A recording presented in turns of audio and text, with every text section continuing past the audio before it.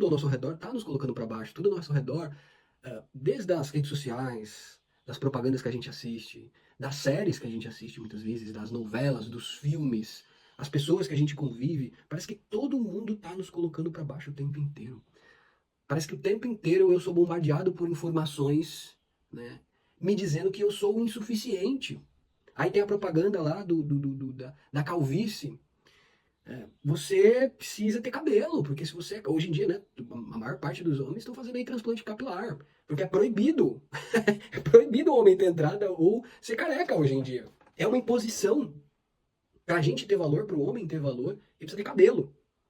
Se tem cabelo, não é ninguém. Ah. Aí, indo nessa direção do homem, depois eu vou falar da mulher também, mas falando sobre o homem, falando até da minha própria história. Você pega hoje nas redes sociais, tem especialista de tudo, né? Especialista de masculinidade, especialista de produtividade, especialista lá, lá, lá.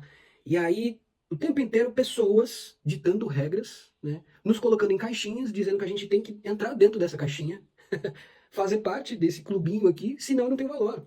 Em relação à masculinidade, por exemplo, então, eu tenho que ser o homem macho alfa, forte, com a voz grossa, provedor, como é que é?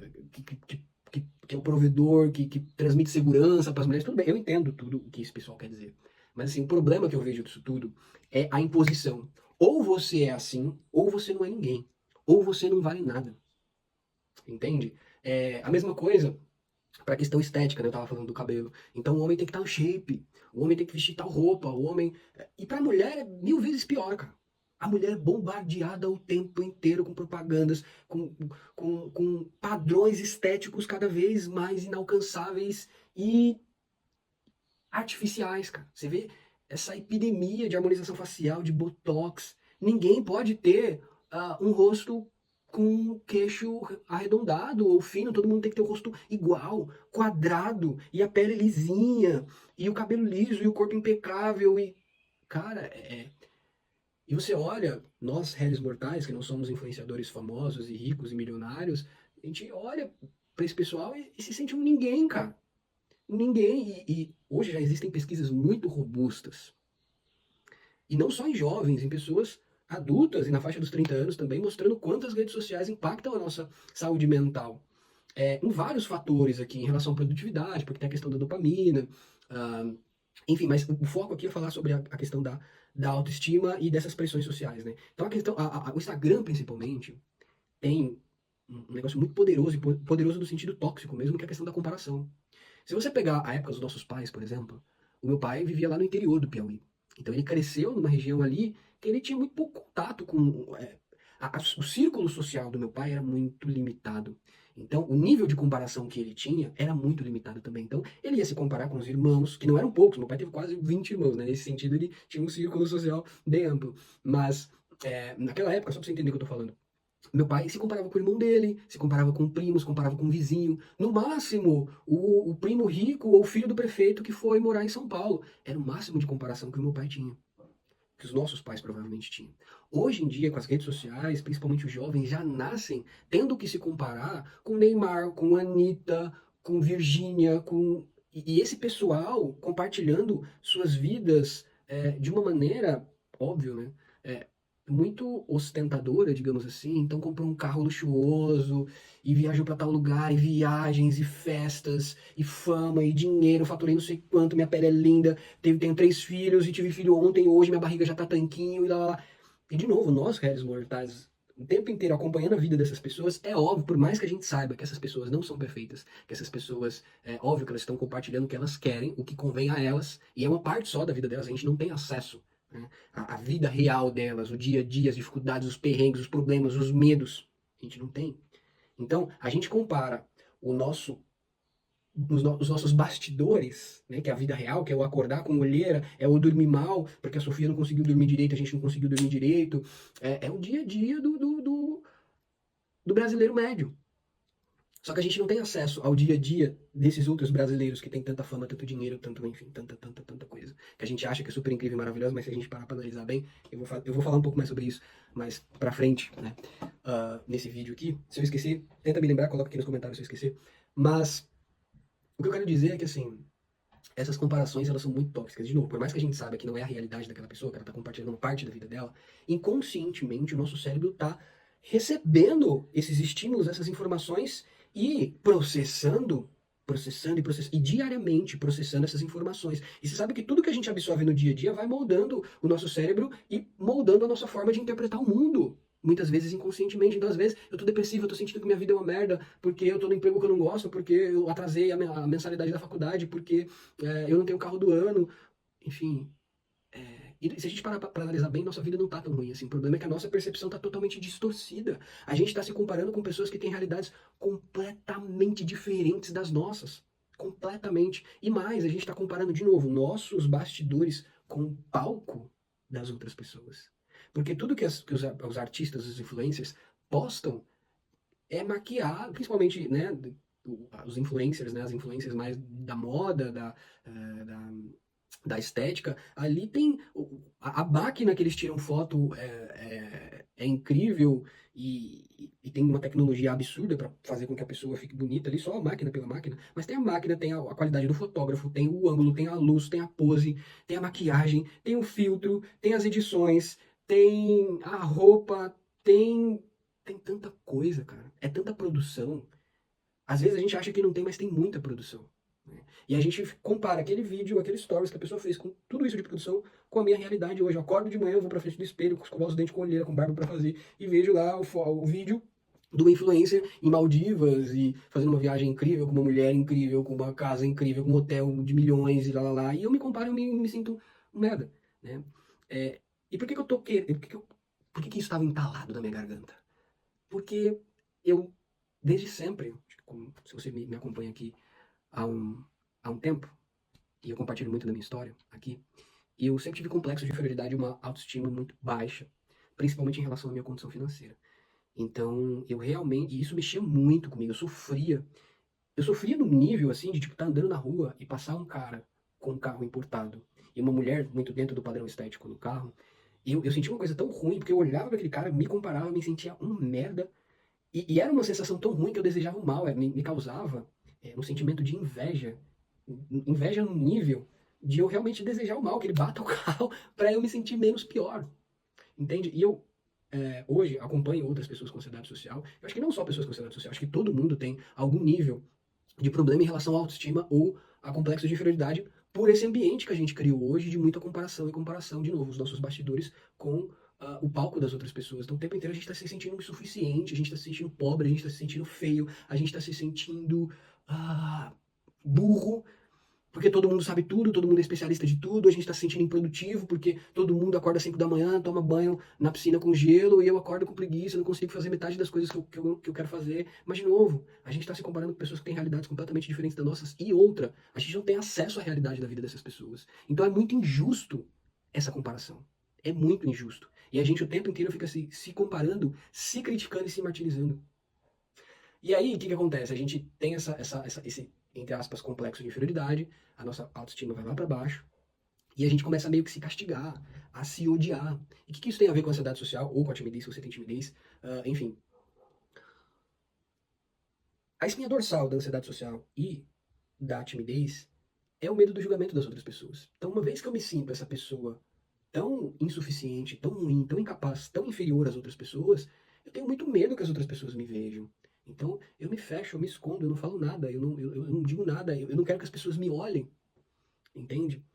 Só que se a gente parar pra analisar bem, cara, de fato, eu vejo muita gente falando sobre a origem da ansiedade social, se na infância, a relação com os pais, a relação com a família como um todo, né? A primeira infância, a segunda infância, a escola, o ambiente escolar influencia muito, mas eu vejo acho quase ninguém falando do quanto a sociedade também nos adoece. Não só em relação à ansiedade social, depressão muitas vezes. A gente tem a depressão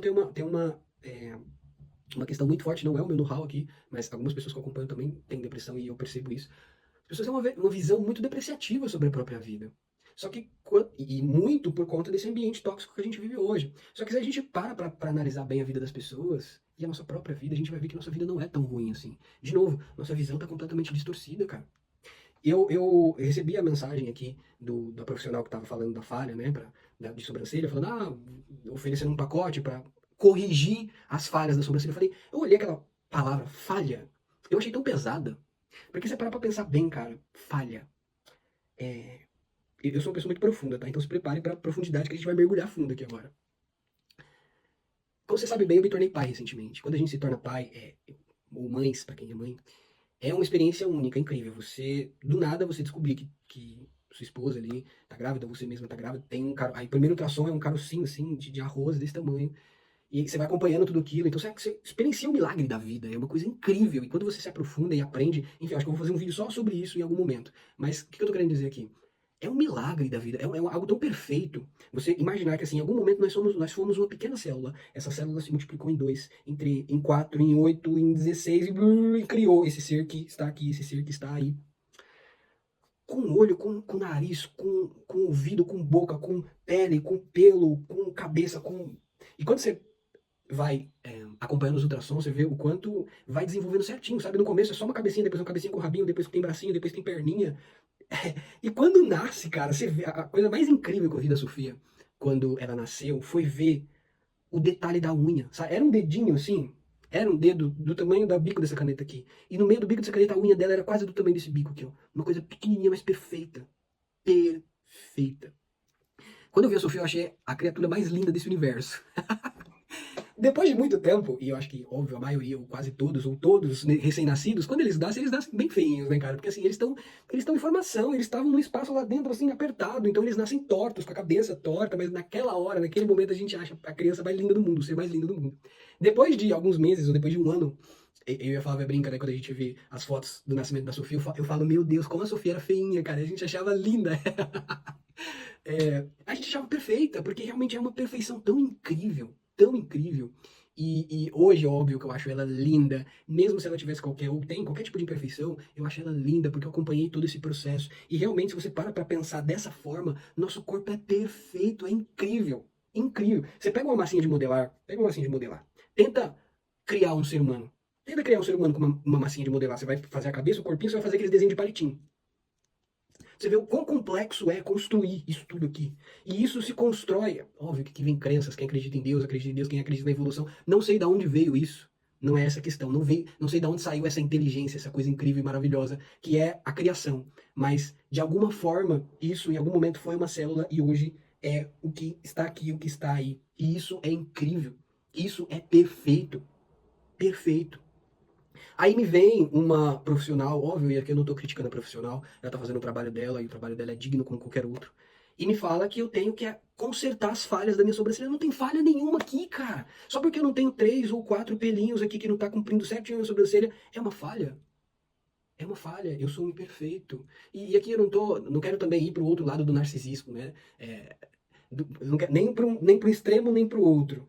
Nem achar que a gente é o cocô do cavalo do bandido e pessoas mais horríveis do mundo, mas também não um ser humano de outro planeta por ser perfeito. Não existe perfeição. A questão que eu quero dizer aqui é que nós somos, entre aspas, perfeitos com todas as nossas imperfeições. Certo? E no fundo, a gente sabe disso racionalmente. Mas, ao longo da nossa vida, a gente foi bombardeado por propagandas alimentando essa questão do perfeccionismo, dos padrões, principalmente padrão estético, por propagandas, por revistas, por novelas. Você vê os atores, as atrizes, eram sempre pessoas muito dentro do padrão, a capa de revista muito dentro do padrão. Você pega, hoje nas redes sociais existe o padrão, as pessoas alimentando cada vez esse padrão aumentando cada vez mais. Você vê, ano passado morreu uma modelo, enfim, uma pessoa famosa, uma mulher famosa, porque estava fazendo lipoaspiração no joelho, porque o joelho dela não estava suficiente, não era bonito o suficiente no joelho. Então, eu vejo que assim, até as próprias pessoas que estão dentro do padrão e seguindo todas essas modas, elas também não estão satisfeitas.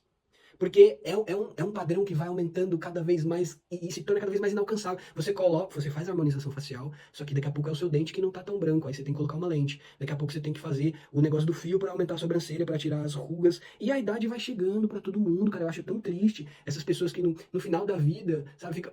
Eu digo isso, e eu acompanho isso de perto, vendo a minha mãe. Minha mãe, eu tava tendo uma conversa com minha mãe, inclusive, esses dias, ela falou, nossa, mas eu lembro da minha avó, o branco dela, ela não tinha essas pressões, ela não ligava pro cabelo branco dela. Já eu, minha mãe hoje já tem 60 e poucos anos, ela pinta o cabelo toda semana, e eu vejo o quanto é torturoso para ela essa pressão, essa necessidade de ter que estar dentro de um padrão. Porque se ela tiver cabelo branco, ela é uma pessoa velha, e pessoa velha, quanto mais velho, menos valor a gente tem nessa sociedade que quer nos colocar em caixinhas, que quer nos hierarquizar. nos hierarquizar, né? Através, principalmente, desses padrões que, se a gente parar pra pensar bem, são tão superficiais, cara. É tão lindo. Óbvio que aqui eu não vou querer romantizar também a velhice, tem uma questão, nem essa questão estética, mas a questão das doenças, das dificuldades, tem essa questão. Mas é tão lindo. Aqui em Floripa tem muito velhinho. Aqui no condomínio que eu moro tem muito velhinho. É tão lindo. Na academia que eu vou tem muita velhinha cuidando da saúde. É tão lindo ver elas cuidando da saúde e com cabelo branco e aceitando esse cabelo branco e aceitando a velhice. E é tão lindo a sabedoria que a gente vai ganhando à medida que a gente vai envelhecendo. Só que a gente não olha. A gente foi doutrinado, condicionado a olhar e avaliar o valor das pessoas por essas questões tão banais, tão superficiais. Será que é tão importante para mim o quanto a minha sobrancelha é reta ou simétrica? Será que é tão importante assim o meu cabelo ser liso ou não liso, ou eu ter entrada ou não ter entrada? Será? Será? Será que é tão importante assim? Você pega, eu falei muito sobre a questão estética aqui, né? Mas tem a questão, por exemplo, do dinheiro, né? A gente vive numa sociedade que hipervaloriza o dinheiro, né? A coisa mais maravilhosa do mundo é poder ter dinheiro, e você ter uma Porsche, você viajar para Maldivas. Eu não estou dizendo que essas coisas são ruins, essas coisas são ótimas, são boas, é bom você ter um carro bom, é bom você viajar. Mas eu vejo que existe uma hipervalorização, como se você não tivesse isso, o acesso a isso, você fosse uma pessoa inferior. E não é, cara, não é. Você pega uma pessoa hoje pobre, e aqui eu não estou falando miserável, tá? Aqui, aí já é um nível mais realmente bem complicado. Mas uma pessoa pobre, por exemplo, que tem um carro popular, um Palio, enfim, ou um carro um pouquinho melhor, mais parcelado ali, que mora numa casa nem que seja de aluguel, mas consegue pagar as contas ali minimamente, fazer a compra do mês, enfim. Essa pessoa que tem acesso à internet, que tem uma televisão, essa pessoa vive em vários aspectos muito melhor que um rei da Idade Média.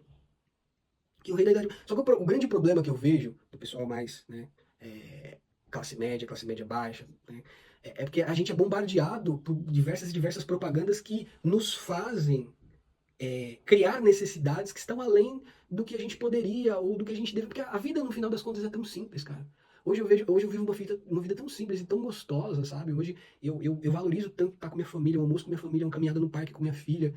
A vida em si é simples. Eu nem gosto da palavra felicidade, tá? Porque no fim das contas eu acho que a vida é agridoce para todo mundo. A gente vai ter momentos bons, momentos ruins, independente da condição financeira, do padrão estético, independente de qualquer coisa. Mas no final das contas, nós seres humanos precisamos de tão pouco para estarmos bem com nós mesmos. Só que o problema é que a gente é condicionado a achar que sempre nunca tá o suficiente. E óbvio que o ser humano, por instinto, tem o sistema dopaminérgico. A gente sempre vai estar buscando coisas. Faz parte do nosso instinto. Nós só estamos aqui porque lá no passado o ser humano tinha esse instinto de estar sempre buscando evoluir e caçar, enfim. Nós temos isso, é intrínseco do ser humano. Só que hoje a gente vive numa sociedade que transformou esse instinto em algo extremamente tóxico, sabe? A gente tem que produzir mais e mais e mais e mais e ganhar cada vez mais dinheiro. E no final das contas você para pra conversar com uma pessoa, você fala, tá, ok, você ganhou tudo isso, mas e aí, você tá bem, você tá feliz, é exatamente isso que você quer, você é realizado, o que exatamente você busca, você se sente preenchido, você tem uma conversa um pouco mais profunda e a pessoa fica, é dinheiro, é não sei o quê, sabe? E aqui eu não tô querendo falar mal do dinheiro, não tô querendo falar mal do padrão estético, não. Né? Eu acho que cada um tem sua vida. É impossível a gente se, por exemplo, ir viver no meio do mato e não ter acesso a dinheiro e não ter acesso, sei lá, não escovar os dentes, não cortar o cabelo, não tô falando disso. Mas também não precisa ir para o outro extremo da gente ser escravo, completamente escravo. Hoje eu enxergo a nossa sociedade do ponto de vista sociológico, certo? De cima, assim, eu vejo que nós nos tornamos escravos desses padrões que nós próprios criamos. E de novo, nós, eu digo nós todos, porque quem tá fora do padrão sofre, mas quem tá dentro do padrão também sofre, porque são padrões cada vez mais inalcançáveis. E no final das contas, a gente nunca vai estar satisfeito mesmo, porque faz parte do nosso instinto. A gente vai conquistar uma coisa, daqui a pouco aquela coisa se torna normal e a gente vai buscar outra. Ok, tá tudo certo. A gente tem que evoluir. Só que o problema é se a gente foca só nisso, se a gente foca nossa felicidade, nosso bem-estar só nisso, só no buscar, só no buscar, só no buscar, a gente nunca vai estar isso mesmo e corre um sério risco de se frustrar e de adoecer mentalmente, sabe? Ok, a gente deve buscar, mas mais importante do que isso, ao meu ver, é pegar tudo que eu já tenho e agradecer. Porque se a gente parar para analisar bem, independente da nossa sobrancelha estar falhada, da nossa calvície, do carro não estar quitado, ou tá quitado, mas não é exatamente o que eu quero, ou a casa que eu moro é de aluguel, mas não é exatamente o que eu quero, ou de repente eu não estou fazendo faculdade, ou, enfim, independente de qual que seja o desejo que a gente tem, né, o objetivo que a gente tem, se a gente parar para analisar bem, a gente já tem muita coisa boa na nossa vida e em nós mesmos. Só que a gente foca sempre nas faltas, nas dificuldades, no lado ruim.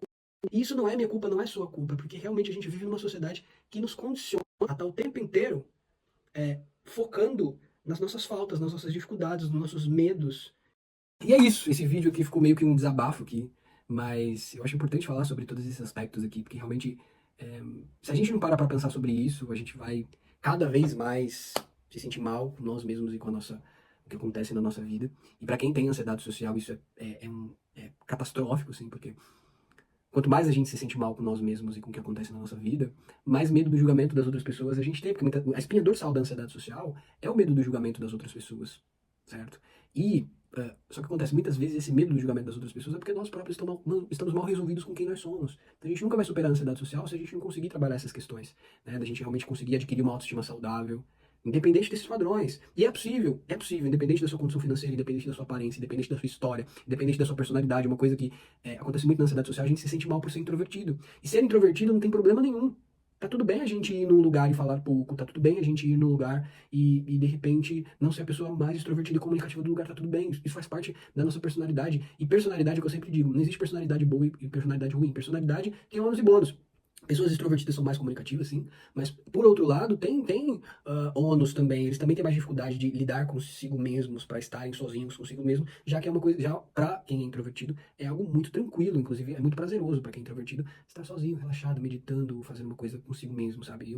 Eu superei a ansiedade social, mas eu continuo sendo uma pessoa introvertida. Eu gosto da minha própria companhia, eu gosto da solitude. Quando eu vou num lugar, geralmente eu sou uma das pessoas que menos fala, só que a diferença é que hoje eu não me cobro. Eu sento, vou curtir o rolê do meu jeito, eu vou tomar minha cerveja, ou vou comer, ou vou conversar com pessoas que realmente têm afinidade comigo. Se aquele papo não me interessa, eu não vou me interessar mesmo e tá tudo bem. E quando minha bateria social abaixar, eu vou embora tranquilo. Vou curtir o lugar da maneira que eu gosto, de acordo com a minha personalidade, e estou muito bem resolvido com isso. Entende? O problema é que na ansiedade social a gente tem essas questões, só que a gente se sente mal por ser introvertido. Então, no contexto geral, como você bem sabe, esse canal aqui é especializado, né? O foco dele aqui é a ansiedade social. Então, se você tem ansiedade social, saiba, é possível você desenvolver uma autoestima saudável, independente de fatores externos. Se você pega dicas de autoestima aqui no YouTube, você vai ver muita coisa do tipo, se arrume mais. Sempre coisas relacionadas a você se adequar a esses padrões. Ok, vai gerar um certo nível ali de autoestima, mais, vai melhorar um pouco sua autoestima, mas isso vai ser superficial. No fundo, você vai estar sempre se sentindo mal consigo mesmo. A verdadeira autoestima, para que a gente realmente adquira uma autoestima fortalecida e saudável, a gente precisa conseguir lidar de modo saudável com esses padrões. Certo? Entender que eles existem, ok, mas eu não preciso estar dentro deles para eu ter valor. Agora, uma coisa é a gente saber isso racionalmente, outra coisa é a gente sentir isso, né? Para sentir já é um processo. Para quem não sabe, eu tenho um programa onde eu ajudo ali pessoas com ansiedade social a superarem, né, todas as dificuldades ali, principalmente o medo do julgamento das outras pessoas, e superarem de fato a ansiedade social, para que todos os membros ali consigam desenvolver uma autoestima realmente fortalecida, saudável, e consiga colocar para fora, né, quem que realmente é, e parar de buscar validação e aprovação das outras pessoas, e ter ansiedade e medo, né, nas situações sociais. Então, se você tem ansiedade social e tem interesse em entrar no programa, eu vou deixar o link aqui embaixo. Se você se identificou com o vídeo, dá um like aqui, não custa nada para apoiar o nosso trabalho aqui. Deixe seu comentário também se você se identificou, o que você achou do vídeo, se você sofre com tudo isso que eu falei aqui. Se você não é inscrito do canal, se inscreve no canal também e ativa o sininho, tá bom? E é isso, um abraço e bora superar a ansiedade social.